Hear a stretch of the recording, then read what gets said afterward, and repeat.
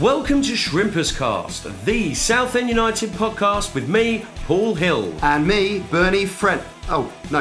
me, Steve Mansfield. On today's show, Blues in credit as Wes Fongook opens his account at Halifax. Southend bank a point and remain in the black, but there's a feeling of 2 points dropped as Mayor Roos missed chances. We've got all the takeover chat as I caught up with Councillor Matt Dent. And we've got Bernie's interview with Shrimpers striking legend David Crown. And we look forward to Blues' next game, which is already, he's got this whiff of a relegation 6-pointer away at York City. Well, you certainly don't look like a Bernie. You definitely don't sound like a Bernie. So who the hell is Steve Mansfield? Thanks for the intro, Paul. I am Steve. I'm one of the producers of Shrimperscast. Kind of came up with the idea for the podcast alongside Bernie and Paul and our pal Will. And Bernie can't make it this week, so I'm stepping in front of the mic for the first time. More than happy to do this. And just glad to be part of the show. Excellent stuff. You are coming off the subs bench. Absolutely, yeah. And of course you are a big football fan. Massive football fan, but confession, I'm not a Southend fan, actually. Really? I'm a Derby County fan. Sorry? I'm a Ram. Oh, no, I heard you, mate. I just said sorry. I get that a lot. No, but I do think, obviously, living in the town of Southend, it's really important to support your local club. I really believe that. So very happy to be part of this podcast and covering the club at what seems to be quite a pivotal moment, really, in their history. It's good to have you on board and pulling this all together. So let's get stuck into it. Halifax away. We did have someone come back to us and said they'll give us a report, a fan in the stand. So let's listen to what he had to say. We are here with Pip AKA D1versity, the Southend United vlogger. So Pip, how was the journey up into Yorkshire? So being quite the journeyman living in Berkshire and having to travel literally everywhere to follow Southend, even the home games, the journey up to Halifax wasn't too bad. In terms of like actual traffic, it weren't too bad. And I got a free breakfast courtesy of the old man out of it. So it's not all a bad thing. Coming back again, reasonably simple story. And yeah, all in all, not a bad drive. Free breakfast. That can't be bad. Well, I'm glad you made it there safe. So, talk us through the first half. I mean, we referenced Harry Taylor in our first episode, how immense he was against Hartlepool United, man of the match for me. But how was he in that first half? And just talk us through it.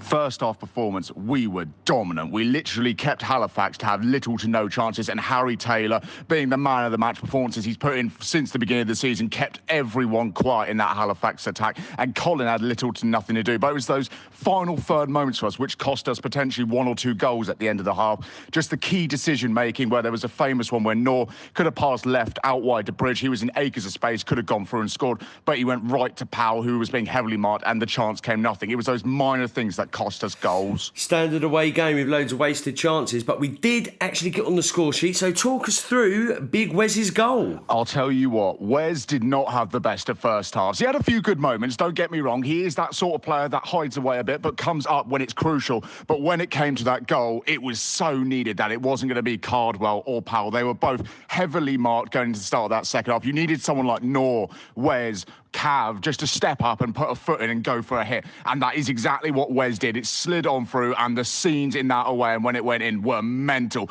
Up big Wes Fongook. Yes, love that. But the game was not without controversy. I mean, something really bizarre happened. I don't know, it's gone viral with this bit of, comical refereeing. So talk us through what actually happened there with the red card. The red card was the most bizarre moment I think I've ever come across following Southend. It was mental. How on earth the referee can turn around, hit their number 4 in the face, and then red card him is mental. I caught little bits of it, nothing in detail, but it was mental. I was asking people in the end, what's actually happened? Why has he been sent off? And just being told, he's been hit in the face or he's sworn back at the referee. It's mental. It's so poor, but it's National League refs for you. No quality whatsoever. Yeah, a bizarre piece of refereeing. I mean, we're going to get our social media team to share this clip for you. So hit us up on our Twitter or Facebook and TikTok, and we'll get that clip for you to just have a quick look through. It's, incredible stuff. But talk us through the equaliser. So I understand it was against a run of play following from what I hear, a huge save from Big Colin in goal.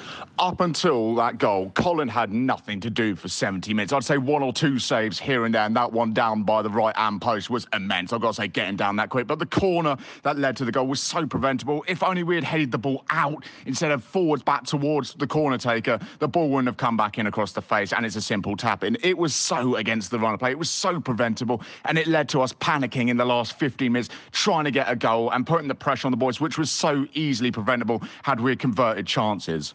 Excellent. So Halifax, a team that have gone down the same road we're currently going down and having to start again and rise from the ashes. It's good to know that there are success stories out there and it can be done because they are a decent team. So how was the trip down to the Shea? Was it a good value for money? Do you think the draw was a fair result? On the whole, I'd say it was a great game, really value for money. It was £15 a head for an adult due to Halifax's, I think it was 15 years as a club now, something along those lines. But value for money, yeah. And towards the end of the game, it was mainly Blues peppering that Halifax goal, trying so desperately to get that winning goal against a 10-man Halifax side. But to be fair and give credit to Halifax, they threw their bodies in their way. They were not letting anyone get shots off. That is proper working hard for the team, working hard for their gaffer, and you have to value these things. Yeah, totally. Full credit to Halifax, and of course they're still now unbeaten at home. But as our co-presenter Bernie said, we are Southend United, bare bones FC. There's not many players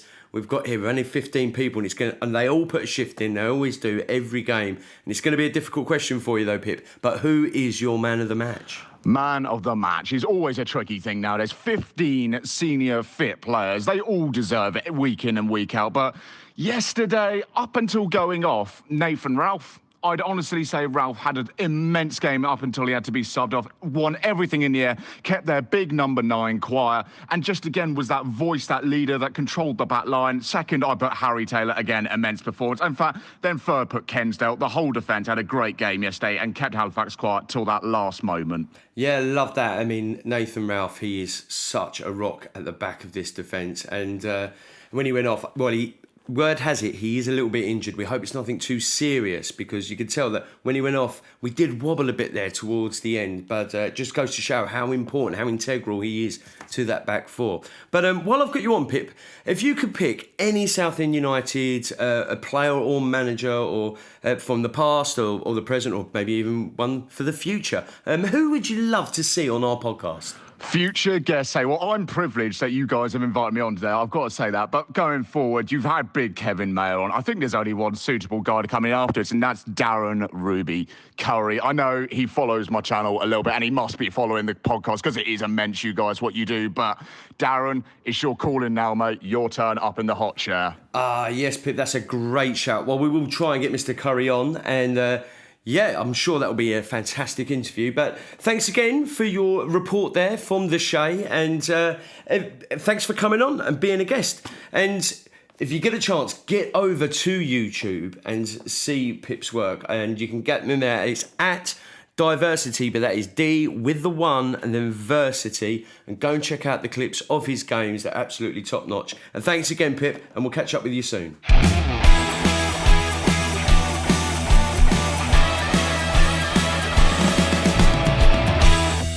So I couldn't keep track of what was going on there away at Halifax. I had a really busy weekend. I've been moving house. I had a gig to do as well in the Old Town in Lee over the weekend.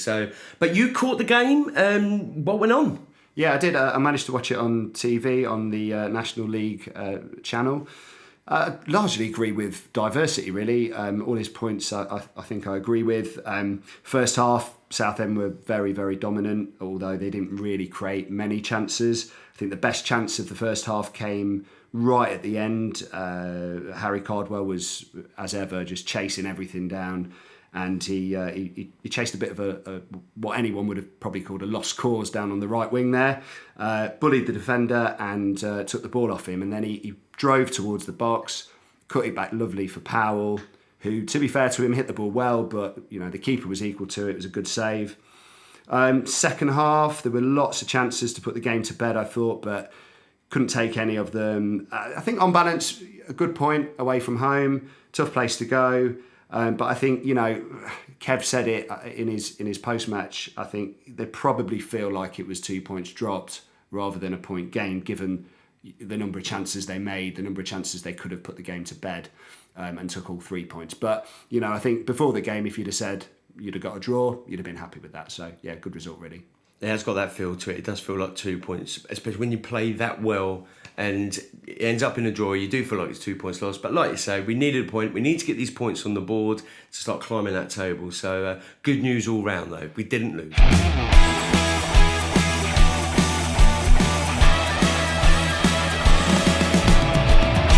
So, Paul, obviously the clock is still ticking towards that October 4th deadline.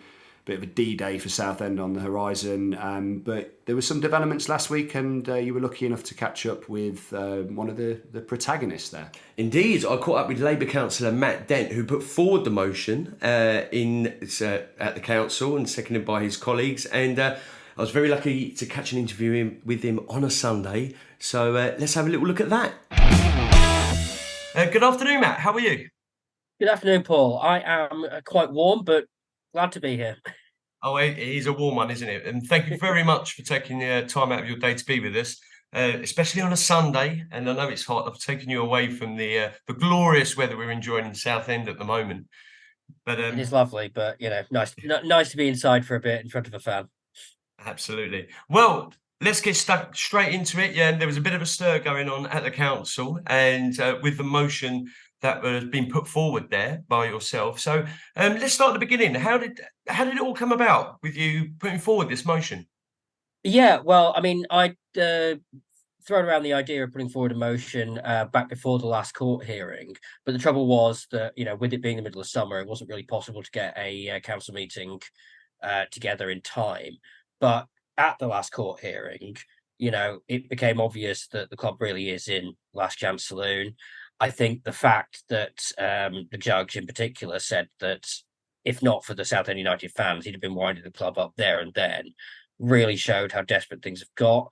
I mean, we've all seen the developments and how things have gone with Southend United.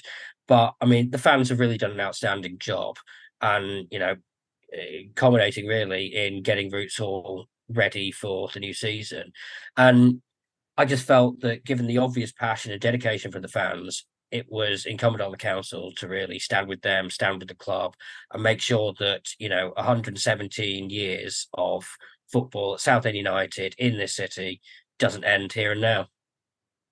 100%. Excellent. Well, and on behalf of all Southend fans, thank you for putting forward that motion at the Thursday evening's council meeting there. But could you explain to our listeners who perhaps don't follow local politics, what was discussed there on Thursday? Yeah, so, I mean, the debate on the motion was quite thorough. I mean, it was 100% supportive of the club. What the motion set out was basically for the council to do whatever it can to help facilitate a sale of the club, which is, as I think everyone is in agreement, is the only way that it's going to survive.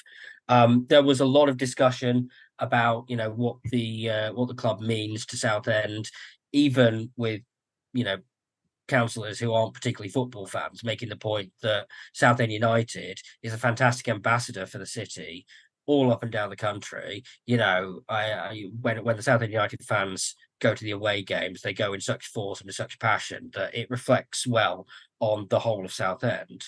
There was a bit of discussion about what directly the council can do, and culminated in an amendment to the motion, which was passed, which basically said that if it looks like direct investment from the council is what's going to, make the difference in getting a sale over the line, then we'll have another special meeting of the council to discuss that in detail and take it properly through the governance systems. But overall, I was really pleased with just how much support there was. And it's clear that everyone on the council is united in making sure that we don't lose our football club. Yes, and it was great to see, that cross-party, like you say, everyone bought into it and said, that we need this football club. The city needs the club. Yeah. And so what does that mean then, do you think, for the future of Southend United at the moment with regards to what would that look like with council investment? Well, I mean, it's one of those things. It's quite uncertain at the minute. One of the things that was suggested, and which I quite like as an idea, is the potential for the council to look at buying Roots Hall itself. Now, in terms of the Southend United is basically just the brand of the football team, the sort of, the license to play in the league. And I think Ron Martin is already on record as saying he'd sell it for £1, which isn't the problem. The problem is the debts attached to it. And then, you've still got to worry about the stadium where they're going to play, because Roots Hall isn't sadly owned by the club. But if the council were to, potentially be able to buy Roots Hall from Ron Martin, then that would offer a sense of stability to the club. We could look at rebuilding it stand by stand to make sure it's, fully up to scratch. But also, one of the ideas that I've looked at that I quite like is in relation to Chelsea at Stamford Bridge. The fans themselves actually own the pitch there. It's not the stadium itself, but the pitch. And that gives a level of fan investment and makes sure that, you can't be in a situation where it can just be decided to demolish it and sort of build houses or whatever. And I would love to explore something like that with Southend United fans, possibly through the Shrimpers Trust, to sort of actually give those fans who are, as I've said, the only reason that at this stage the club is still battling on, the chance to have that investment in the sort of physical asset that supports the club. So yeah, I mean, in terms of what it would look like, I'm not personally keen on the idea of the council buying the club, because I don't think that's good for the council or the club. I don't think you really want your football team owned by a local authority that's having to worry about, whether it can afford to fix the roads and to maintain the council housing, rather than prioritizing investment in the club. We want the club to have an ownership model that is going to give it the investment that it needs, and I'm not convinced the council can do that. But what the council can do is invest in the sort of assets, invest in giving Southend United hopefully a secure base from which to start this new journey that we're hoping to begin, back up the Football League and, back into success and hopefully, winning some more games and some trophies.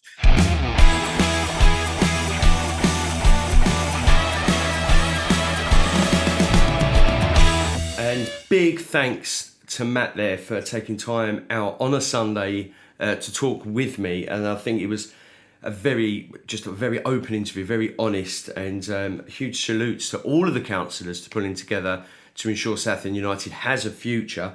That was a fairly big interview. You only got a snippet there. We talked for a good 20 odd minutes, and later on Tuesday you'll be able to catch that full interview on our YouTube channel. Follow all our socials to see what time it will drop, but you'll be able to catch it there at Shrimperscast. Steve, I understand you and Bernie were out and about this week, getting some decent interviews. So what was going on? Yeah, so Bernie and I went round to a Southend Legends house. Bernie arranged an interview with David Crowney, as he's known. Brilliant striker for Southend back in the day, played for the club between 87 and 1990. Scored 69 goals in 132 games. So Not bad. Not bad at all, more than a goal every other game. And really lovely guy. Let us round his house. We set up in his garden and recorded this insightful interview. Well, here we are in the sunny Costa del Holbridge. I'm here with David Crown. Thanks very much for joining us today, Dave, and inviting us around for the podcast. As well as being a Southend legend, Dave, and being the host of the Legends Lounge on a Roots Hall match day, you're an accountant by trade, which means you're good with numbers, which you'd expect from a striker. Couldn't you have offered Ron some advice on his tax return?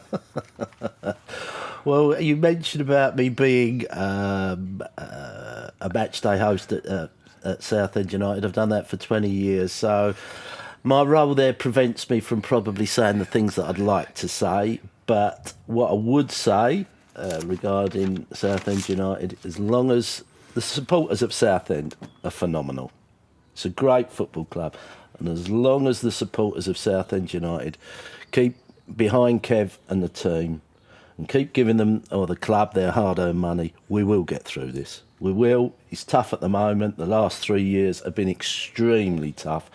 But the measure is with it comes out with the football pyramid, and it's Luton Town. That's what I'm not suggesting that we are going to become a Premier League club in a few years' time. But if you get things right, the club will progress. Yeah, I think that's something that Kevin and I touched on the other day, Kevin Mayo, when we spoke in the first podcast about, you look at Luton, who funnily enough went down with Southend the last season they were in the Championship, and they had 5 years at conference level. Yeah. And obviously John Steele, who's at the club, was at Luton as well during that period. So it does show what can happen. Yeah, I mean, it's tough at the moment, as you say, but the pyramid, I mean, the downside of the pyramid, how I see it, is if you're going the opposite way, there's no level you can't end up at. But a good buddy of mine, he's a Stockport County supporter, and they went all the way down to the Conference North. Yeah. Let's hope that we get it right going forward and we start moving. But, I mean, Newport County, I think, were outside the league for 27 years. So it happens. But I do, to stress the point, I think if the supporters stay with the club, we will bounce back. We will. I mean, I know you have to be careful what you say, and I don't want to keep pushing and pushing and pushing, but as an accountant, and just talking in general, I think I've lost count. I think we've had 18 of these winding up orders maybe during the current ownership. I mean, as an accountant who has to do something to deadlines and on time, you must scratch your head when you see what goes on. Look, there are rules in society. You can't drive at more than 70 mile an hour on a motorway. You have to file accounts. You have to, whether you like it or not. But the football club at one stage was 3 years behind. We're still a year behind. So it baffles me. It really, that aspect of with it, your professional hat on, that aspect absolutely baffles me, because the fines for not filing your accounts at Company's House, and it can be seen if you go on the Company's House website, the fines are for not filing the accounts are, well, let's say they're extremely spiteful now. Yeah, and you know it's like a football club, Dave. I've still got me mug, Bernie, with what you bought me, with number 9 crown on there. That's a B, mate. The legend. Oh dear! I got described as a former legend, by the way, a while ago. Well, I thought that meant I was dead, but no, I'm still very much. You're always alive. a legend. You can't be a former legend. But let's hope that cup's is it half full, or is it flowing over? In my life, it's always half full. Okay. I always try. And especially I would say as being a Southend supporter, and that's all I am now. I always try to be positive. One of my mantra, much more easy to be destructive in life than constructive. We just got to look to get through this terrible period. Back to the club, and obviously being still involved, you do have an ear to the ground, an insight on what's going on. Have you heard much more about the takeover, or this any takeovers, or this Justin Rees? Do you know anything about this mystery Australian gentleman? Yeah, I know. Well, I know that. I've seen all the photos. I've been on the websites. I do know. I mean, I've got a friend at the golf club, and his son is out in Australia. In fact, he was vying for the same job in recruitment as Spencer Pryor. Our old centre half, yeah. Yeah, and he's actually been on the text to him, and Mark, the lad Mark Barnes, he showed me the text that from this Justin Rees, yeah. to Mark Barnes' son. But again, in these situations, everybody has to be very, very careful what they say and all of these sorts of things, and don't want to I know the supporters, and as I say, to repeat myself, I'm just a supporter. I would love to get it. Everyone's looking for a bit of hope, aren't they? I think so, yeah. I think so. But if I do touch, just remind me, you've seen our dog. I'd never even thought of it. We've got a dog, and we've called him Ronnie. Obviously, you were the one that picked up with Ron. Well, he's blonde as well. So, yeah, that's it. But, yeah, I would suggest that the negotiations with Ron could be tough. Yeah, absolutely. Well, this is the next question I was going to ask you, Dave. Do you, and this to me is the biggest question in the whole thing, does Ron genuinely want to sell the club? I would have to assume so, yes. I would have to. Look, I touched on it a while ago. I'm 65, you know, Ron is a few years older than me, I think he's 70, and you talk about legacies. Would you want this amount of heartache in your life? Would you want... Look, my beloved Carol, she knows nothing about football. She don't want to know anything about football. We always laugh and joke. If Chelsea were playing in our back garden, she'd pull the curtains. But I'm damn sure if people were parked outside our house, she would want that. Do you need all that in your life? Yeah, I mean, for however thick a skin Ron has got, for him and his family to have people standing outside your house protesting, people bibbing, to be having to employ security guards to be outside your house 24/7, that's got to take its toll, as well as all the other stresses of the club and the finances and everything else. I think the only answer to that is yes, 100%. Yeah. And it's also obviously Ron and his family. Yeah. And as you say, not easy to negotiate with Ron, these people that are out there. I mean, I know from my experiences talking to managers where they've tried to sell a player and the deal's done, then Ron's got involved and it hasn't happened. He does like to move the goalposts a little bit. Well, again, I've not got many personal dealings with Ron on that, but I could imagine that you're correct. Okay. I've got my diplomatic head on No, there, Bernie. I totally get it. I totally get it. I just wanted to also ask something that we spoke about in privately a few months ago. Back to Ron, sorry, we will get off the subject of Ron eventually, but I'm just interested in your insight. He said, he wants to sell the club for £1. He said that, he will then, there's a debt of £2.5 million, but from what we're led to believe, it's a lot more than that. And that he will sell Roots Hall as part of that deal, however it's structured, or whether it's over 2 or 3 years or whatever. The thing I can't get my head around, and maybe I've got this wrong, Ron has been holding on here for 25 years since they got involved in 1998. And the key to this has always been the club relocating to Fossett's Farm because it then opens up the property development. And the council, I checked last year, there's still a covenant on Roots Hall at the council that nothing can be built on there until Blues are moved to Fossett's Farm. So you hope it's protected. Obviously, the financial landscape has changed. When this first happened, it was going to be a stadium with retail and a hotel and a cinema. The high streets are dead. That's gone. Now it's the housing, which is probably the best chance it's ever had of happening because the council are desperate to get affordable housing, whatever you think of the plan. But if he sells Roots Hall to a new buyer, that plan's dead. So that doesn't add up to me because that has been the game plan from day one of the last 25 years. Yeah, again, I could only agree 100% with what you say, and the question has to be if you have to ask it to Ron, sort of thing. But I don't, as you say, definitely because it is such a. I can remember signing in November 1987, and before you started was 1987, not 1887. I'd already thought of doing that one. You've robbed me there. But it was November 87, a meeting. Vic Jobson, God rest his soul, and former there was chairman.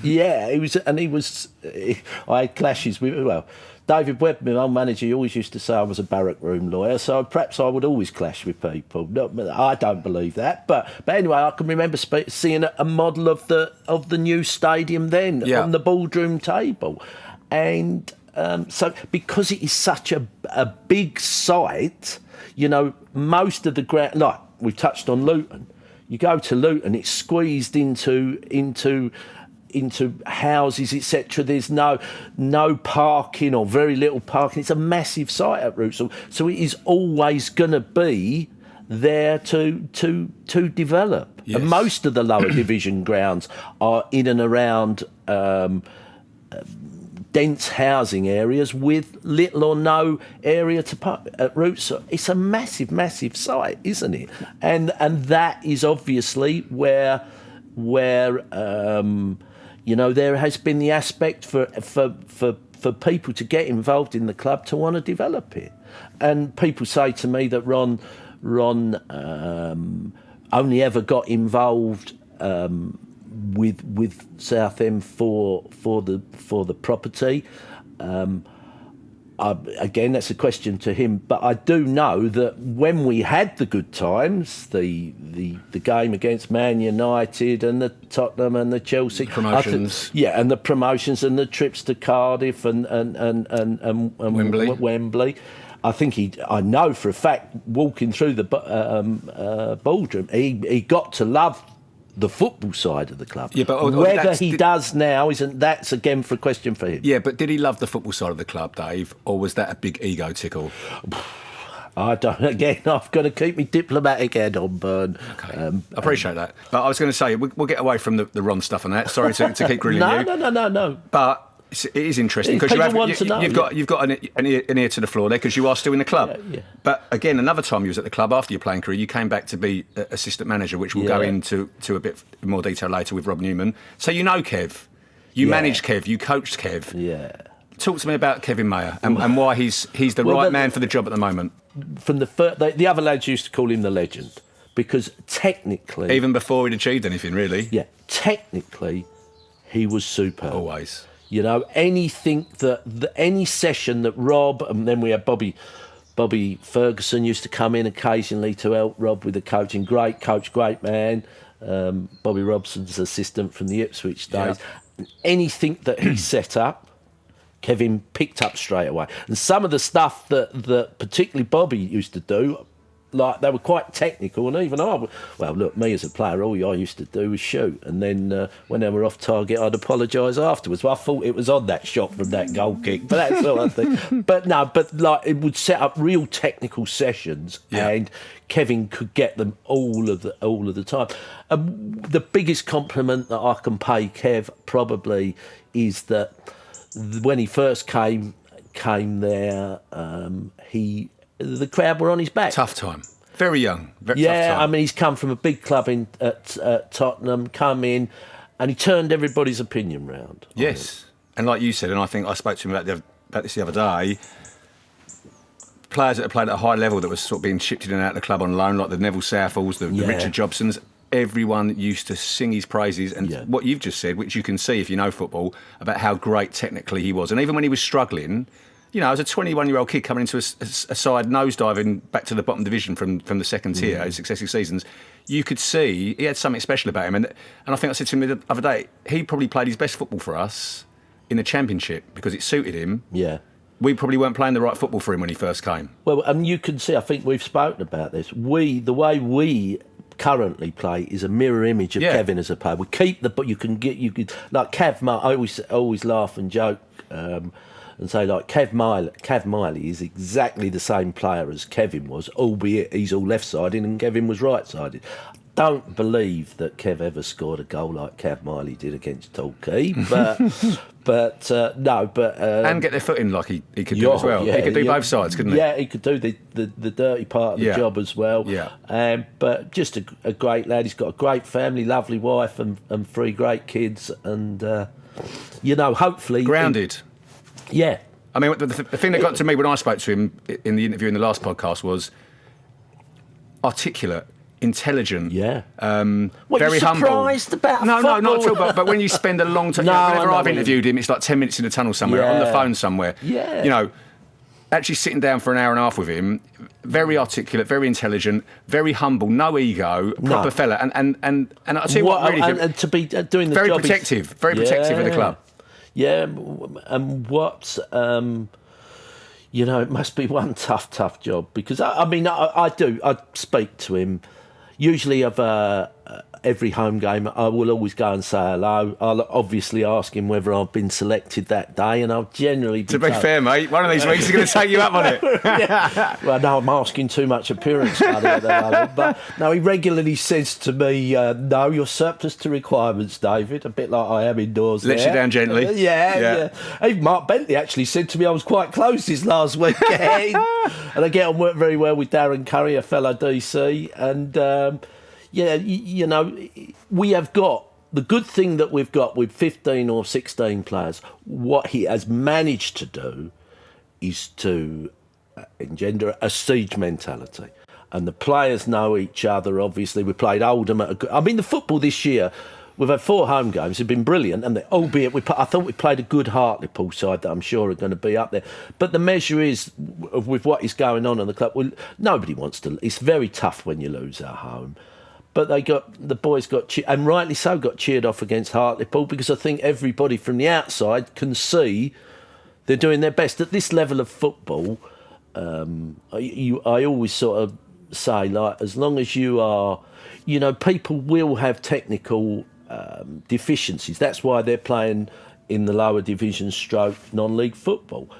But as long as the supporters can see that they're giving their all, and every single player you can quite clearly see is giving their all for the club and the supporters and for Kev. Absolutely, totally agree. Cheers, Dave. No, Thank you. My pleasure. My pleasure.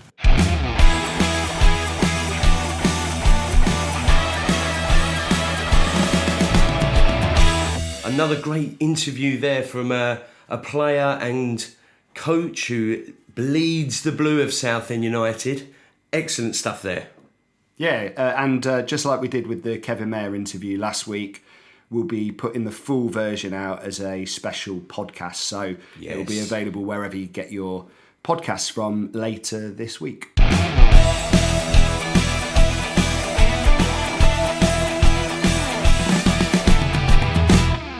I love that tune. What an absolute banger. So let's look forward to our next match away at York. Steve, what is going on? Yeah, it's an absolutely massive, massive game for Southend. It's rock bottom Southend United after the 10-point deduction. Southend sitting on 3 points in 24th position, facing York City, who are 1 position above on 4 points. So it already feels a bit like to use the cliche, a relegation 6-pointer, and just a massive game. Yeah, and they've got a big danger man as well in Depot. He's their main threat, isn't he? He is, yeah. He's scored 4 goals so far this season, so he's up there with the top scorers in the league. So, yeah, definitely the danger man that they'll be looking to keep quiet. Their home form is poor, so there is an opportunity here to get some points. I think they played 4 games at home. They've lost 2 of those and drawn 2. So, bit of an opportunity if Southend can take that form from the Halifax game back up to Yorkshire with them. It would be great to go and get a win, but I'm always wary when a team are yet to win at home, especially when they've got ex-Southend players in their squad. And there are a couple in there. I mean, Alex Woodyard, who's a youth player for us about years ago. I think he broke through in 2010. He didn't play many games for us, though. In 2 seasons, he only chalked up about 7 games. But he went on to have a great career. He won the National League, actually, with Lincoln. Okay. And then he went up into League 2 with them. And then he got a good move to Peterborough in League 1, Tranmere, and then spent a long time in Wimbledon. But he hasn't been in the squad since, I think, the first game of the season, early on, where he's unfortunately got a calf injury. So he's out for a good couple of months. But one guy in that team, Tyler Corden, now we had him on loan back in 2021. And when Mark Molesley was at the helm, signed him on loan from Bournemouth. And I quite liked him. I thought he was fairly decent. He played about 14 games for us. But you know that old thing where players come back to haunt you? Yeah. And, I can just imagine this big towering centre-back. He's going to, I don't know, do an acrobatic overhead kick on the penalty spot, and we're going to end up losing 1-0, and they'll have their first game in the season. But I wouldn't bear a grudge against them for doing that, because the York Supporters Trust have been massive, and they've been down our roads, and they raised an awful lot of money for our club. I think there was £12,000 they raised in their friendlies at home to Doncaster and Middlesbrough. And with the donations, their chairman, Matt Ugler, I mean, wow. I mean, when we look at chairmen who run football club, look at him. What a man. When their manager left, our manager, Kevin Mayer, was up there with the favourites to take over at the top. And he publicly came out and said he's not approaching Mayer at all because, and I quote, his loyalty to Southend is amazing and we wouldn't approach him due to the relationship between the 2 clubs. I mean, what a man. That's absolutely fantastic, isn't it? But so that relationship is there. We have that affinity. We've had, ex-players and managers, Mark Tinkler, of course, and Alan Little as well. So there is that connection there between Southend and York. It is going to be a difficult game, but, if we can keep Corden quiet so it doesn't come back to haunt us, we could get this. We could win this, surely. What do you reckon? Yeah, if they can put the chances away a bit better than they did against Halifax at the weekend, there's every chance they can take the 3 points. And if they do, they will be off rock bottom. They'll be in 23rd position, which, considering the 10-point reduction, be an absolutely amazing start to the season. If that 10 points hadn't been taken off, Southend would currently be ahead of Halifax, who we obviously drew with last weekend. So really, I mean, considering the circumstances they're all playing under, the pressure, everything that's going on at the club, people not being paid, the ground not being ready without the fans coming in to clean it up and sort it out. The fact that they're putting in these performances and so motivated to do so well for the team, just, absolutely amazing.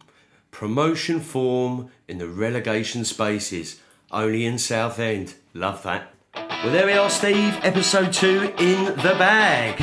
Yeah, no, thanks for having me on. It's been a real laugh. Yeah, it's been a blast. But don't forget to follow and subscribe on your podcast platform of choice and share us all on your Shrimpers group chats and your forums. Of course, we'd love to hear from you. So please send us your questions, your comments, your suggestions for future guests. If you go into the York game, send us a selfie. Let us know what the pie and chips are like up there in York. We'd love to know. And of course, a big thank you to you, our listeners. We have charted in the Apple podcast chart. So I think we went in at the top 100.